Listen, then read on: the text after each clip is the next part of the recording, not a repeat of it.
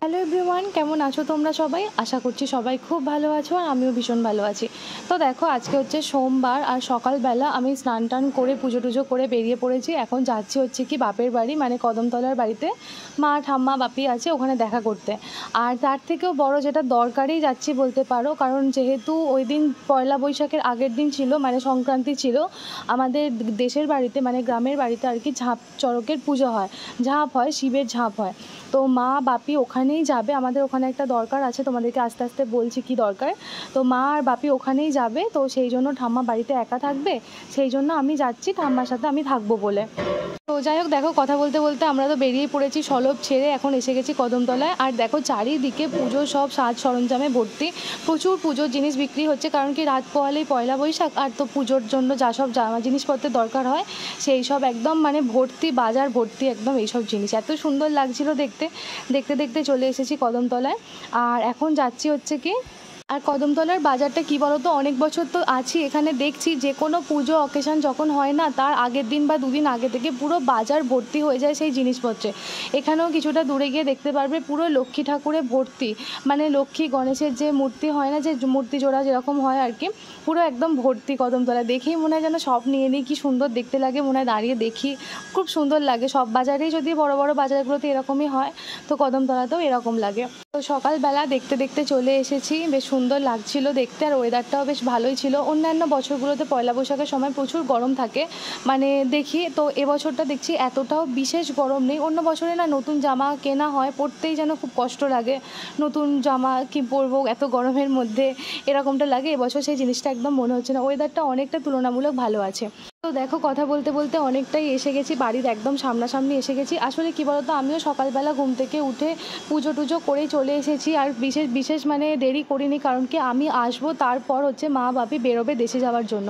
আর আমাদের বাড়ি থেকে দেশে যেতে মানে অনেকটাই সময় লেগে যায়। আর তো আগের দিন বললাম মিষ্টি আনতে গিয়েছিলাম, তো মিষ্টির অর্ডারটা নেয়নি বলে সেই জন্য মায়েদেরকে মিষ্টি নিয়ে মানে অর্ডার দিয়ে তৈরি করিয়ে নিয়ে তারপর যেতে হবে।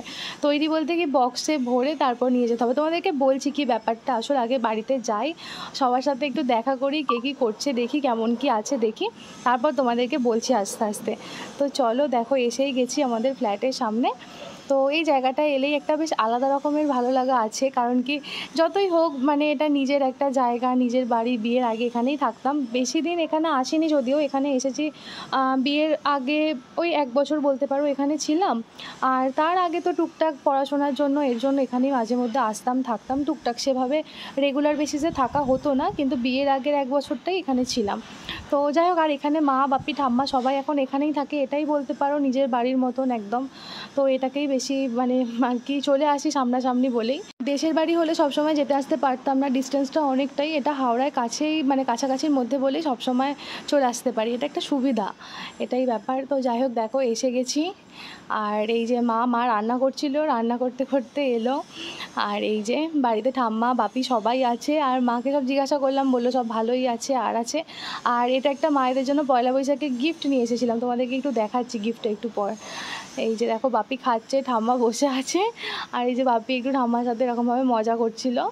আগের বারে যখন এসেছিলাম ঠাম্মা হসপিটালে ভর্তি ছিল, তো সেই রকমভাবে তো তোমাদের সাথে শেয়ার করেছি, খুব মন খারাপ হয়ে গিয়েছিলো, বাড়ি মানে চলে গিয়েছিলাম ইউপিতে, সেখানে গিয়েও ভীষণ মনটা খারাপ ছিল। তো এবারে এসে দেখলাম ঠাম্মা অনেক ভালো আছে আগের থেকে, তো দেখে সত্যিই খুব ভালো লাগছে। আর এখানে এসেছি, আমি দেখছি যে আজকে কি রান্না হবে সেটা দেখার জন্য এসেছি। এখন ঠাম্মার তরকারি হচ্ছে ওই সব কুমড়ো ঢ্যাঁড়স মাছ দিয়ে একটা তরকারি, আর আমাদের হচ্ছে দুপুরের মেনুতে মটন আছে, মটন হবে, এখনও রান্না হয়নি, মা বললো আস্তে আস্তে করছি, আগে ঠাম্মার করে দিচ্ছে তারপর আর কি আমাদেরটা হবে আস্তে আস্তে। আর তো দেখো আমাকে এখানে নাইটি পরতে দিচ্ছে, যে কোন নাইটিটা পরবি তোর পছন্দ মতন পর, মানে সব কটা নাইটি বার করে দিয়েছে আমাকে। আর মানে খাবার টাবার দিয়েছে। আমি তো বললাম না, আমি সকালবেলা একদম ঘুম থেকে উঠে যত তাড়াতাড়ি পেরেছি উঠে চলে এসেছি, কারণ কি তাড়াতাড়ি আসছি এই কারণেই, বেলা হয়ে গেলে বেশি রোদটাও বেড়ে যাবে, আর রাস্তায় না প্রচণ্ড জ্যাম হচ্ছে এখন, এই জন্য আরও আসতে দেরি হয়ে যাবে বলে আমি একদম সকাল সকাল বেরিয়ে পড়েছিলাম। তো চলে এসে এখানেই সব কিছু খাওয়া দাওয়া করবো, এরকম নিয়েই বলে রেখেছিলাম আগের থেকে। আর এই যে দেখো এখন ঠাম্মাকে দিয়েছি, আমি বললাম দেখ এটা কীরকম কি পছন্দ হয় নাকি। আর এটা তোমাদেরকে দেখাচ্ছি। আসলে আগের দিন ওই গিয়েছিলাম পয়লা বৈশাখের কেনাকাটি করতে, তো ভাবলাম কি দেবো, অন্য বছর তাও মানে টুকটাক এখানে থাকি বলে কেনাকাটি হয়, এবছর তো কিছুই কেনা হয়নি, আর ওখান থেকেও তো কিছু আনা মানে কি কিনবো না কিনবো কিছুই বুঝে উঠতে পারছিলাম না। তো ভাবলাম এটা একটা থাক, মায়েদের এটা খুব দরকার লাগে, কিন্তু আমার ঠিক মানে কি বলবো, আমার এই জিনিসগুলো খুব পছন্দ হয় মানে এগুলো ব্যবহার করতে। তো ভাবলাম মায়েদেরকেও একটা এরকম কিনে দিই, সেরকম না খুবই সামান্য একটা জিনিস, তাও একটা কিনে দিলাম, বেশ ভালো লাগবে এরা। মানে ঠাম্মাও দেখছিল, মা তো ভীষণ দেখে তো ভীষণ খুশি, মানে মায়ের খুব পছন্দ হয়েছে জিনিসটা। আর আমি মাকে এটাই বলছিলাম যে আজকে তোমাকে এটা দিচ্ছি, তোমার শাড়ির সাথে পুরো ম্যাচিং হয়ে গেছে দেখতে। আর এই যে আসলে কি বলতো, এটা দেওয়ার আরও একটা কারণ আছে। এর আগেরবার আমি এসেছিলাম, এখানে এসে প্যানকেক করতে গিয়েছিলাম, তোমাদের অনেকেরই হয়তো যে আমার ব্লগ দেখেছো মনে আছে। তো আগেরবার যখন আমি প্যানকেক করতে গিয়েছিলাম না, এই তাওয়াতে পুড়ে গিয়েছিল, মানে ঠিকঠাকভাবে হচ্ছিল না, তখনই আমার একটু জিনিসটা ভালো লাগেনি মায়েদের যে প্যানটা রয়েছে। তো আমি ভাবলাম কি এটাই মায়েদেরকে দেবো, যাতে করলে মানে আমিও এসে মাঝে মধ্যে রান্না টান্না করতে আমারও সুবিধা হয়, এই হিসেবেই আর কি কেনা। তো এটাই হচ্ছে ব্যাপার ছিল আর কি, খুব সামান্য একটা জিনিস, তাও মনে হলো যে কিছু একটা দিতে পারলে ভালো লাগে পুজো মানে কোনো অকেশানে আর এতে। আর এই যে দেখো মা এখন মাংস মানে বসিয়ে দিয়েছে রান্না করতে, আর আমাকে অনেকক্ষণ থেকে খাবার দিয়ে বলছে খেতে খেতে। আমি এতদিন পর এসে মানে আনন্দে সব ভুলে গেছি খাওয়া দাওয়ার কথা। তারপর হচ্ছে কি খেতে বসে ততক্ষণে মুড়িগুলো একদম সেই কীরকম হয়ে গেছে একটা। আর কি বলো তো, সত্যি কথা বলতে না মুড়িটা খেতে আমি ভীষণ ভালোবাসি, কিন্তু ওই যে ইউপিতে যাওয়ার পর থেকে মুড়ি খাওয়াই হয় না, ওখানে না চালের জিনিসগুলো একদম ভালো না, তোমাদেরকে তো বলি মুড়ি খাওয়াই হয় না। সেই জন্য এখানে এসে বেশ একটু মা বেশ চাট করে মুড়ি দিয়েছিল, সব কিছু দিয়ে বেশ ভালো লাগলো। আর এই যে দেখো বাপি একদিন কোথায় গিয়েছিল, ওখান থেকে 4টে নাইটি নিয়ে এসেছে। বাপি তো একদম কেনাকাটি করতেই পারে না, এই 4টে নাইটি নিয়ে এসেছিল। তো আমাকে মানে ছবি পাঠিয়েছিল, আমি তখনই বলেছিলাম এখান থেকে দুটো আমার, মানে বাপি এই ভেবেই কিনেছে দুটো মায়ের দুটো আমার এই ভেবেই। তো আমি একদম কালার ফালার ঠিক করে রেখে দিয়েছি কোনটা নেবো আর নেবো। আর এখন মা এসে দিয়েছে যে তোর নতুনগুলো দুটো তুই রেখে দে, রেখে আমার থেকে একটা এখন পর আজকে, মানে এরকমটা বলছিল, আমি সেজন্য দেখছিলাম। আর এত সুন্দর নাইটিগুলো, আর সত্যি কথা বলতে কী বলো তো, মানে আমার না আমি একটু কমফর্টেবল জিনিস পরতে বেশি পছন্দ করি, আর প্রচুর গরম যার জন্য আর কাজও করতে হয় ওখানে। তো সেই জন্য ভাবলাম কি যত হালকা পাতলা হবে তত আমার জন্য ভালো হবে। তো এই জন্য আমি আমার দুটোকে রেখে দিয়েছি, রেখে মায়ের থেকে একটা পরেছিলাম, তোমাদেরকে দেখাচ্ছি কীরকম লাগছে বলবে। আর বাপি একদম কেনাকাটি করতে পারে না, কিন্তু এই নাইটিগুলো সত্যি ভীষণ পছন্দ হয়েছিল, বেশ ভালো লেগেছিলো। আর এই যে দেখো ঠাম্মার খাওয়া হয়ে গেছে দেখলে, আর আমাদের খেতে দেওয়া হয়েছে, বাপি আমি সব মা এবার খাবো একসাথে। আমাদের মেনুতে ছিল হচ্ছে করলা ভাজা, নোটে শাক দিয়ে পোস্ত দিয়ে ভাজা, আর হচ্ছে মাটন। খাওয়াটা ওই দিন একটু তাড়াতাড়ি হয়ে গিয়েছিলো, কারণ খাওয়া দাওয়ার পর মায়ের আবার বেরোবে, অনেকটা রাস্তা বাইকে করে যাবে, এই জন্য তাড়াতাড়ি করছিলাম। আর এই যে দেখো নাইটিটা পরেছি, কীরকম লাগছে অবশ্যই জানাবে। আমার তো ভীষণ কমফর্টেবল লেগেছে, ভীষণ পছন্দ হয়েছে, তোমাদের কীরকম লাগছে জানিও একটু। আর সত্যি কথা বলতে কি গরমে এটা আমি সবাইকেই সবসময় বলি যত পারবে কমফর্টেবল জিনিস পরার জন্য, সুতির কাপড় কমফর্টেবল হবে এরকম পরার জন্য, কারণ শরীরে কষ্টটা একটু কম করলেই আমার মনে হয় ভালো হয়, মানে কমফর্টটা আগে। আর এই যে দেখো মা এই দুটো জুতো মানে এক জোড়া জুতো কিনেছিল, আমাকে দেখাচ্ছিল, দুজোড়া জুতো কিনেছে, একটা তোমাদেরকে দেখানো হয়নি। আর এই জুতোটা কিনেছে, আমাকে বলছে নিয়ে নে তোকে ভালো লাগবে পরলে। আমি বলছি না তুমি কিনেছো তুমিই পরবে।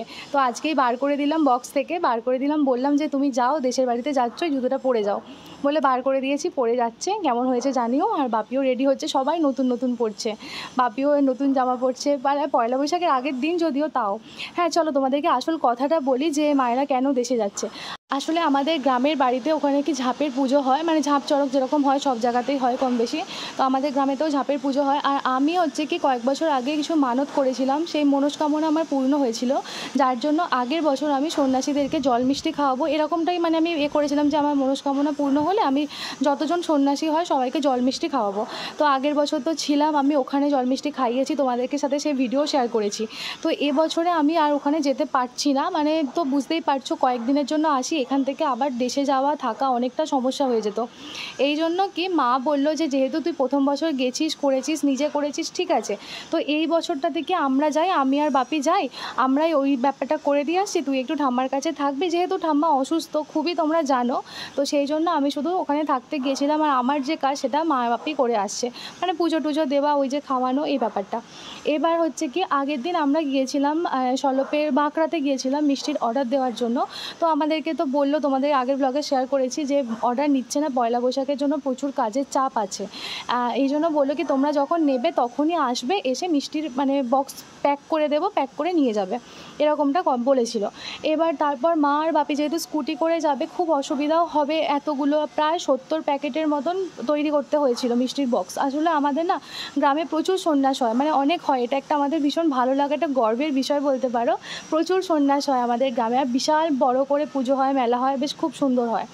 তো এই জন্য হচ্ছে কি, আর মা বলছে যে বাইকে করে যাব, এতগুলো প্যাকেট তো নিয়েও যেতে পারবো না, তো মানে একবারে, তো তার থেকে বড় কথা মানে ভালো হয় কি যে আমরা বাড়ির কাছাকাছি ওখান থেকে অর্ডারটা করিয়ে নেব।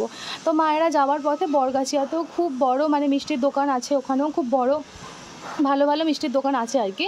তো মা বাপি ওটাই ঠিক করলো যে যেহেতু অর্ডার করা হয়নি, তাহলে আমরা একটু তাড়াতাড়ি বেরিয়ে যাই, ওখানে গিয়ে মিষ্টির অর্ডার করব, করে ওরা প্যাক করে দেবে, সেইটাকে নিয়ে বাড়ি যাবে।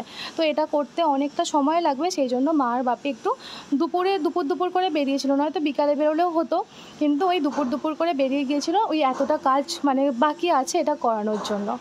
তো এই জন্যই, এটাই হচ্ছে ব্যাপার। তো আমি যেতে পারলাম না, খুব মিস করছিলাম ওখানে সব কিছু। তো যাই হোক, মাকে বলেছি যে সব ছবি তুলে নিয়ে আসবে, ভিডিও করে নিয়ে আসবে, টুকটাক আমি দেখব।